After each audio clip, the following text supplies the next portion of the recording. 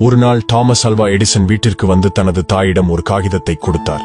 என் ஆசிரியர் இந்த காகிதத்தை உங்களிடம் கொடுக்க சொன்னார் அம்மா என்று கூறினார். அந்த காகிதத்தை படித்ததும் தாயின் கண்களில் கண்ணீர் வடிந்தது.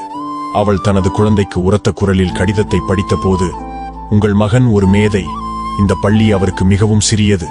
அவருக்கு பயிற்சி அளிக்க போதுமான நல்ல ஆசிரியர்கள் இல்லை. தயவு செய்து அவருக்கு நீங்களே கற்பியுங்கள் என்று அந்த காகிதத்தில் இருந்தது. பல ஆண்டுகளுக்கு பிறகு எடிசனின் தாயார் இறந்த பிறகு அவர் பழைய குடும்ப விஷயங்களை பார்த்துக் கொண்டிருந்தார். இப்போது நூற்றாண்டின் மிகச்சிறந்த கண்டுபிடிப்பாளர்களில் ஒருவரான எடிசன் திடீரென்று ஒரு மேசை இழுப்பறையின் மூலையில் ஒரு மடிந்த காகிதத்தை கண்டார். அதை எடுத்து அதனை திறந்து பார்த்தார்.